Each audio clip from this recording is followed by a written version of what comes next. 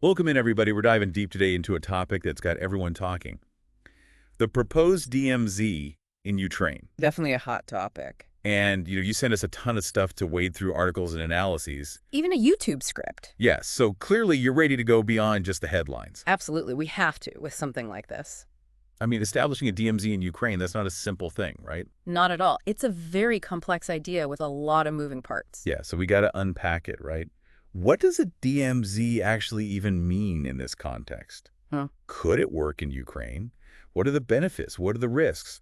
And, we've got to look at history, too. Are there any parallels we can learn from? Right. And there's a lot of skepticism around this whole proposal. I have to admit, when I saw one article mention European troops, I was hooked. Yeah, that's a huge implication right there. But okay, before we get ahead of ourselves, let's start with the basics. What is a DMZ? Well, it's kind of like a buffer zone, a designated area between two opposing forces where there's no military presence allowed. So no troops, no weapons, no military activity. Exactly. The idea is to reduce the risk of clashes and create a space for diplomacy.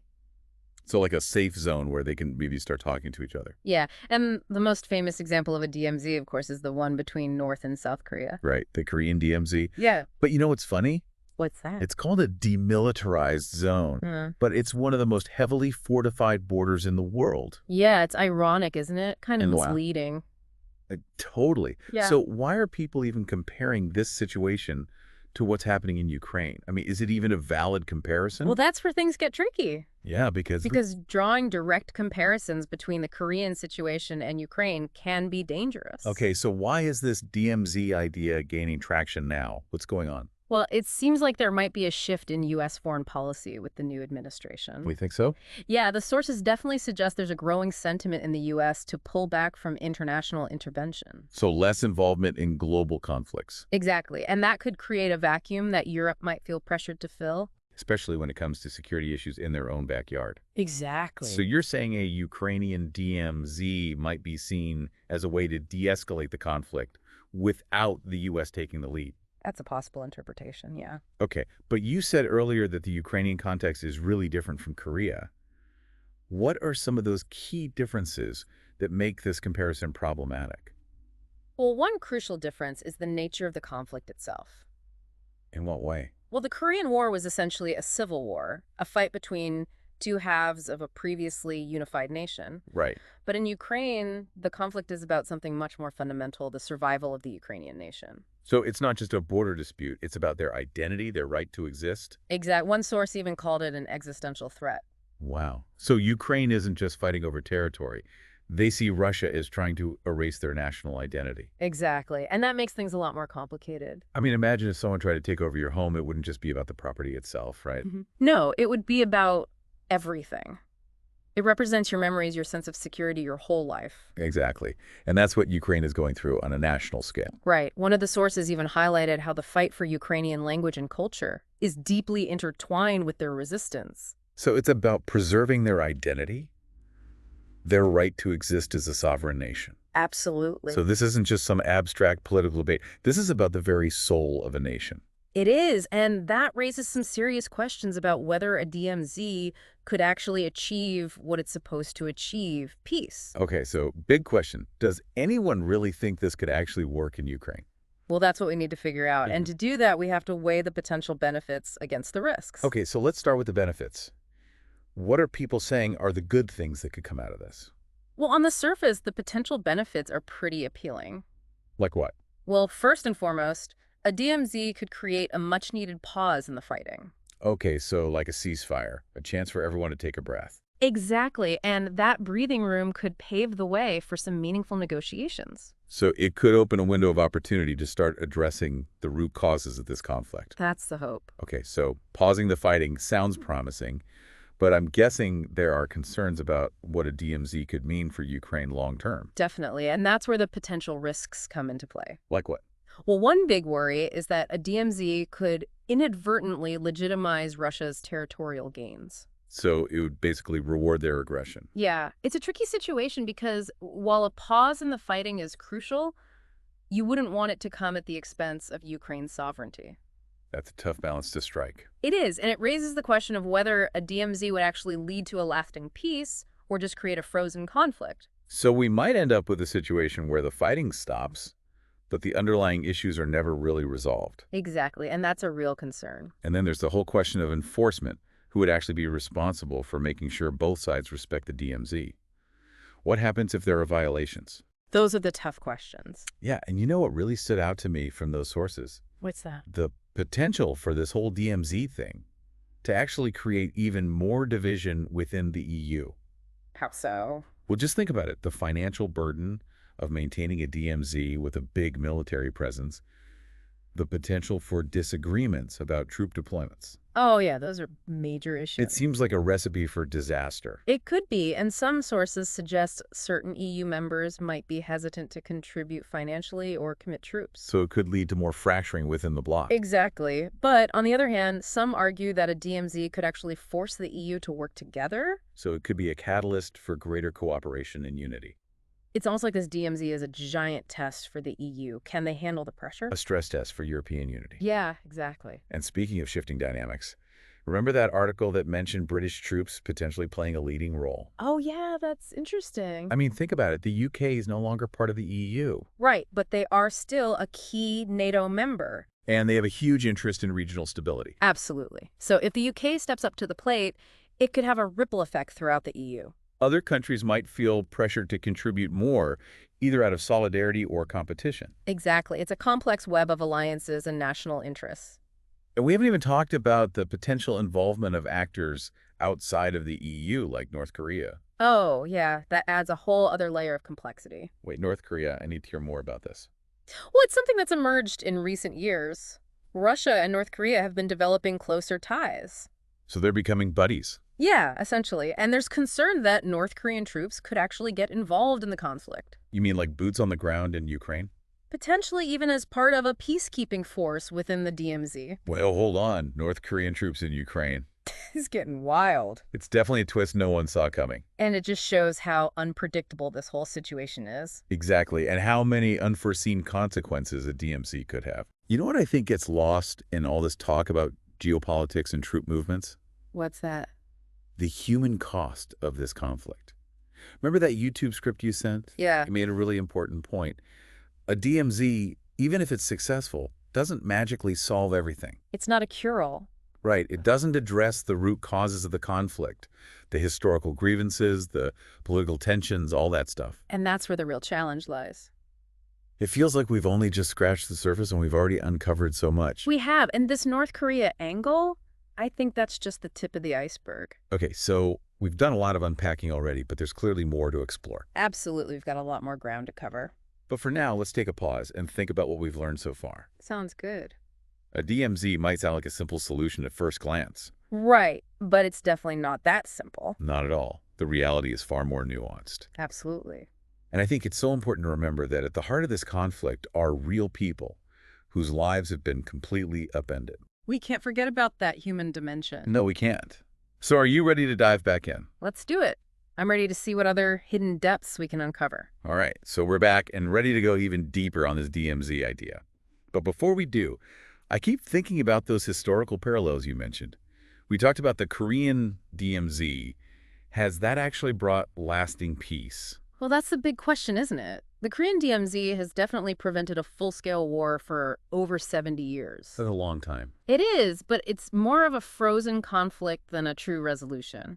What do you mean? I mean, both sides are technically still at war, families are still divided, and the underlying tensions haven't really gone away. So even if a DMZ in Ukraine stopped the fighting, it wouldn't necessarily solve the root problems. That's the worry. And let's not forget, even maintaining that uneasy peace in Korea has required a huge commitment of resources and military personnel, mainly from the U.S. and South Korea. So to do something similar in Ukraine, the EU would have to step up big time. Yeah, and honestly, the EU's track record when it comes to unified action, especially on security matters, isn't exactly stellar. Okay, let's be real. It's a bit of a mess sometimes. That's one way to put it. The sources we looked at really highlight that potential for a DMZ to either make the existing divisions in the EU even worse, or maybe, and this is the optimistic view, act as a catalyst for greater cooperation. So it's like a make or break moment for the EU. Could this be the thing that forces them to put aside their differences and act decisively, or will national interests and budgetary concerns just completely undermine the whole effort? It's like we're watching this huge experiment unfold in real time. In a way, yeah. Okay, but let's go back to that idea of the UK taking the lead. Remember one source mentioned it could shift the balance of power in Europe. How so? Well, imagine this. The UK outside the EU takes charge of a major European security operation. What? That could really encourage other EU members to contribute more, either out of solidarity or maybe even competition. Yeah, I can see how that would shake things up. Yeah. On one hand, you've got the potential for more cooperation, burden sharing even, but on the other hand, it could lead to resentment. Yes, some EU members might feel pressured to follow the UK's lead, even if it's not really in their best interest. And all of this is happening against the backdrop of these increasingly complex global relationships, right? It is. The sources paint a picture of a world where traditional alliances are changing and new power centers are emerging. Like that Russia-North Korea partnership we talked about. That's a prime example, right? Exactly. It's a completely different world out there. Okay, but I'm still stuck with that North Korea thing. A few years ago, the idea of North Korean troops operating in Europe would have been like a joke. It would have, yeah. Now it's a real possibility we have to consider. I know, it's a bit mind-blowing. And if North Korea does get involved, it just adds another layer of complexity to this already tangled situation. Right, because then you have all these different players, each with their own agenda. Exactly. And that raises questions about whether a DMZ could even function effectively with so many competing interests. It feels like we're trying to solve a puzzle where the pieces keep changing shape. That's a good analogy. And in the midst of all this geopolitical maneuvering, it's crucial to remember the human cost of this conflict. You're right, it's easy to get lost in the abstract discussions of strategy and policy. It is. But we can't forget about the millions of people whose lives have been turned upside down. People who've been displaced from their homes, lost loved ones, had their entire world shattered. Their voices and their experiences need to be central to any discussion about the future of Ukraine, whether it involves a DMZ or any other potential solution. Okay, so we've talked about the challenges of setting up a DMZ, the potential impact on the EU and the broader geopolitical context. But let's say for argument's sake that a DMZ actually happens. What does a post-DMZ Ukraine look like? That's where things get really speculative. The sources don't offer any clear predictions, but they do give us some hints about the potential paths forward. So what are we talking about? Sunshine and roses or... I wish. But no, the sources are pretty pessimistic about the prospects for genuine reconciliation anytime soon. Really? Why is that? Well, even if a DMZ does stop fighting the underlying issues, the political and territorial disputes, those would likely remain unresolved. So are we looking at another frozen conflict like Korea? It's definitely a possibility. And the Korean example shows us that while a frozen conflict might prevent all-out war, it comes at a cost. A divided nation family separated the hope of reunification, fading further and further away. Exactly. It's not a perfect solution by any means. But are there any other possibilities? Couldn't a DMZ, if it's done right and supported by the international community, become a foundation for rebuilding and reconciliation? Well, that's the hope. Like a first step towards a lasting peace? It could be, but we have to be realistic. The sources are pretty clear that genuine reconciliation in the short to medium term is unlikely. I guess that makes sense. The wounds of this conflict are so deep, the mistrust between Ukraine and Russia is so high. It's hard to imagine building trust when you're essentially staring each other down across a heavily fortified border. So you're saying a DMZ wouldn't magically fix everything? No, it wouldn't. It's important to think about not just the practicalities of a DMZ, but also the long-term impact on Ukrainian society and its relationship with Russia. We're talking about deep-seated historical grievances, national identity, the very soul of a nation. Exactly. These are not things you can just patch up with a treaty or a ceasefire. And even if a DMZ does lead to a lasting peace, there's still the question of what that peace would look like. What are the terms? What concessions are made? And who gets to decide? Right, peace doesn't automatically equal justice or accountability. So would a DMZ just let Russia get away with what they've done? That's a real concern. And what about the millions of Ukrainians who've already lost so much, their homes, their livelihoods, their loved ones? Would their voices be heard? Would their losses be acknowledged? These are tough questions to grapple with. They are. And it highlights the fact that no matter what path is chosen, there will be difficult choices and potentially painful consequences. It seems like there's no easy way out. No, not really. That's the nature of these complex geopolitical situations. There are rarely clear-cut solutions, and any way forward is going to involve compromise and tough decisions. Okay, so we've established that even if a DMZ is put in place, it's not a guaranteed solution. It's more like a starting point, a way to maybe create some space for dialogue, and hopefully lay the groundwork for a more lasting peace.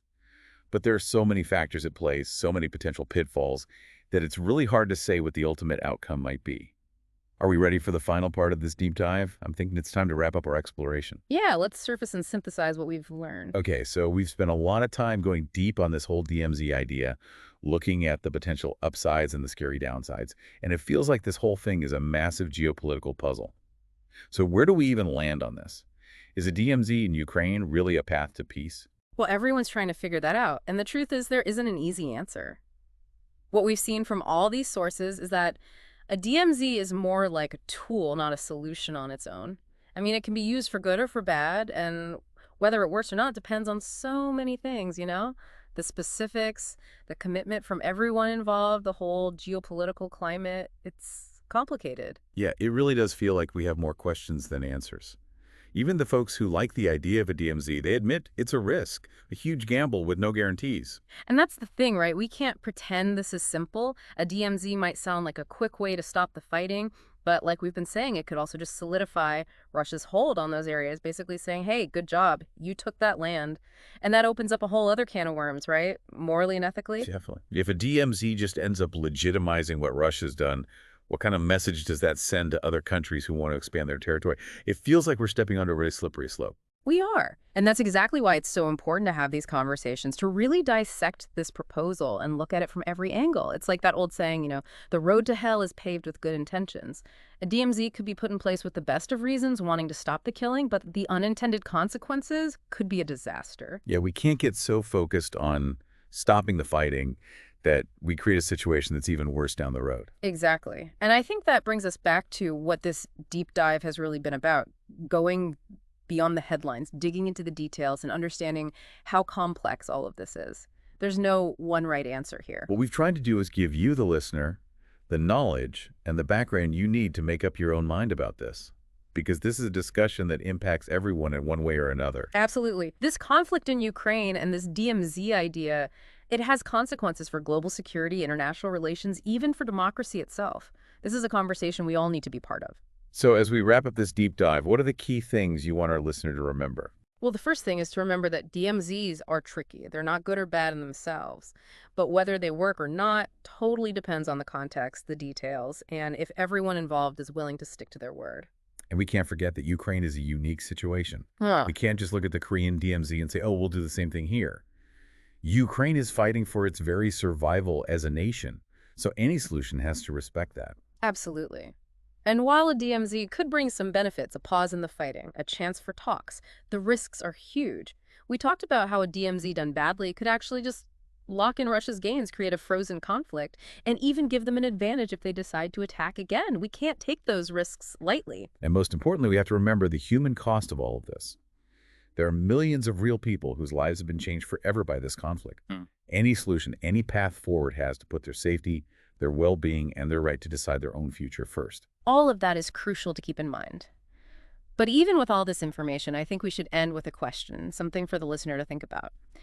If they do implement a DMZ in Ukraine, what does success even look like? I like that. It can't just be, okay, we have a DMZ, the fighting stopped.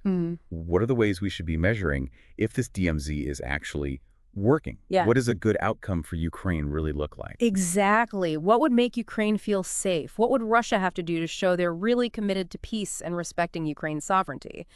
And how can the rest of the world help support a lasting and fair solution to this? These are the questions we need to keep asking, the conversations we need to keep having. Powerful stuff. And on that note, we'll bring this deep dive to an end. But remember, this isn't the end of the exploration. We encourage you, the listener, to keep researching, keep learning, and engage with different points of view. Challenge your own assumptions and come to your own conclusions about this complex and always changing situation. Stay curious, stay engaged, and keep asking those tough questions. Until next time, fellow deep divers.